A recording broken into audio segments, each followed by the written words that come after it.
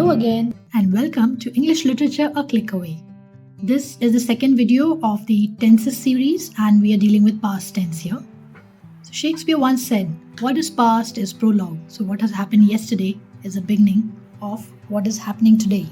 So let's learn about prologue, that is past tense. For those who are new, we have already posted a video on present tense. So you can go back and check the basics of tenses that you need to know and the present tense as well. And we are dealing with past tense here. So we'll just brush up the general classification of tenses. That is all the three tenses, past, present and future. Follow these four classifications. Simple indefinite, present we have already seen. So the main verb, it only changes in the past, that is went. And in future, takes the same verbs as in the present tense. And the auxiliary will is added there. So in case of past tense, simple indefinite tense will take the second form of verb, went, since it is past. And in continuous progressive, the main verb remains the same. Remember, as we had mentioned, that wherever there is a word continuous, the main verb will be first form of verb plus ing. So what would make it past tense? That is only the forms of be. Form of be will be added before the V1 plus ing to make it past or future.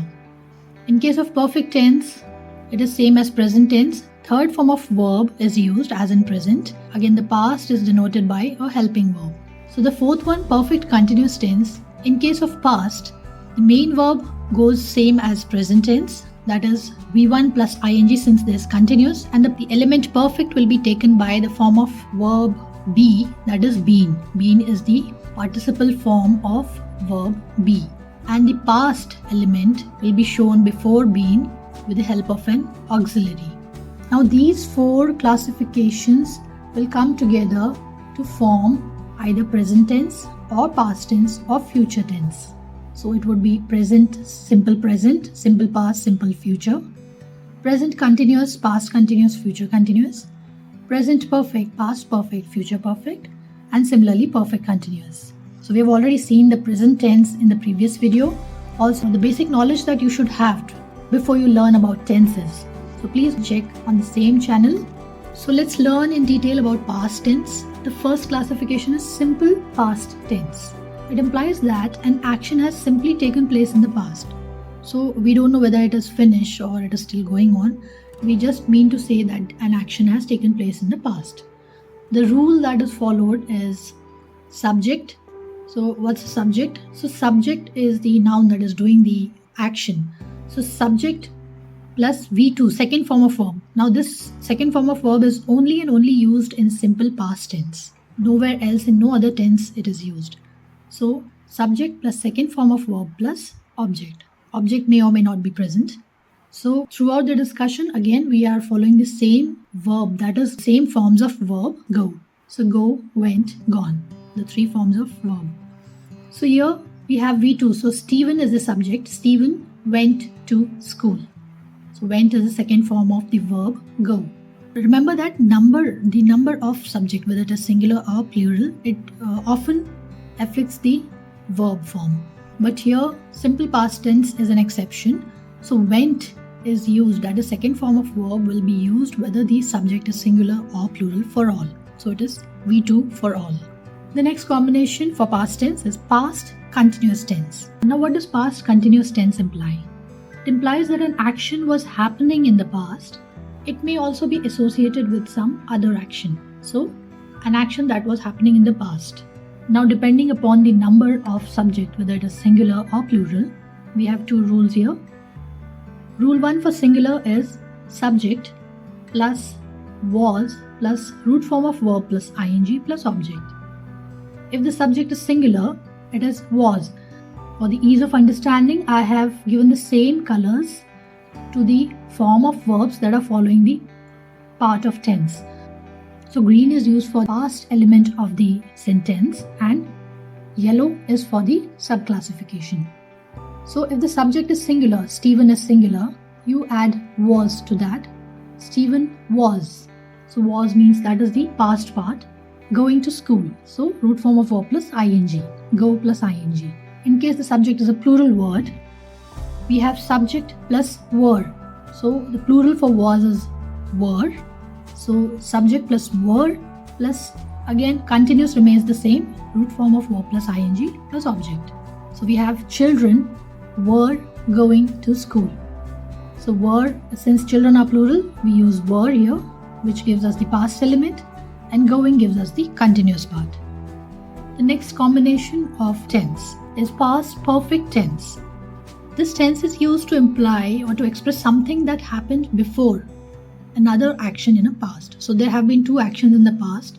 So the action that happens, the former one, that happens first, that will take the past perfect tense. So there are two actions and the first one takes the past perfect tense. So let's look at the rule. So again, it is same for singular and plural. So there is the number of the subject does not make a difference. So it is subject plus had. Had in green is for the past part of the tense. V3, third form of verb plus object. So wherever there is perfect, it will be third form of the verb, either in the main verb or in the helping verb. We can use it for the main verb, so it is V3. So we have Stephen had gone to school when I reached. So see, there are two actions here. There are two things happening. Stephen has gone and I have reached. So the first thing that happened is Stephen had gone to school and then I reached. So the action going is happening before reaching. That is why we used past perfect for the first action. So Stephen had gone to school when I reached. If you remember, for present, there would be only one difference in the sentence, that is, had would be replaced by has. So Stephen has gone to school. And there would not be a second action. The example for the plural is children had gone to school. The past and the perfect elements remain the same by the time I reached. Now this is just another example I have used for the second action. So children had gone to school by the time I reached. So children went to school before I reached there. So there are two actions again here, going and reaching. So children went first. So we use children had gone to school by the time I reached. Now this part is very important, that past perfect tense is actually used to imply the first of the two actions that have taken place in the past. So you may get fill-ups like first action is blank and the second one is given. You might be tempted to fill it up with just a past tense, but since there are two actions, you should keep in mind it is not necessary that the first blank is the first action. Okay, so you have to read the sentence and try to make sense out of it. The action that has taken place first, as per the sentence, that would be taking up the past perfect tense. Coming to the last combination, that is past perfect continuous. Now this again comprises of two of the subclassifications, perfect and continuous. So now you see there are three colors I have used here. Past is depicted with green, perfect part would be depicted by white, and the continuous part is yellow. Now where is it used? Past perfect continuous tense is an action that has started in the past and continued until another time in the past. So here we would mean to say that an action that started somewhere in the past and till some time in the past it continued.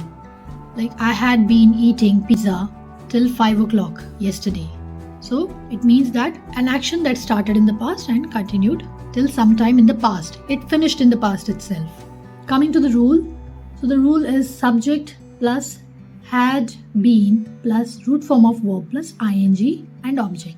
Now the word had is used for the past part of this tense. Now been is, if you remember, the participle part of the verb be. So it implies the perfect part of the tense, and root form of verb plus ing for continuous. So wherever there's continuous, it's root form of verb plus ing plus object. Now there is one addition to this. If you remember, in present tense also, for perfect continuous tenses, we need to indicate the time for how long that action has been going on. Okay, so we add since, for, before as time indicators. Now, for example, I had been going to the same school since I was 5. So we are narrating for a person, like I am talking about myself. Since I was 5 years old, I had been going to the same school. Children had been going to school before we shifted here. Again, had is the past part and been going. Been going remains the same for all the three tenses in perfect continuous tense. Alright, the only thing that will change here, if you remember, in present it was have been, children have been, Stephen has been for third person. In case of plural, we have children had been going to school before we shifted here. So again, something happened that we shifted here. But till then, children had been going to school. So both the things are happening in the past. Stephen, for a third person, it will be the same, had been living in London for 2 years before he moved here. So again, two actions have happened that he moved here. Till then, he had been living in London. With this, we come to an end of the video with the explanation of past tense. A video on future tense will soon be posted. So stay tuned with English Literature a Click Away.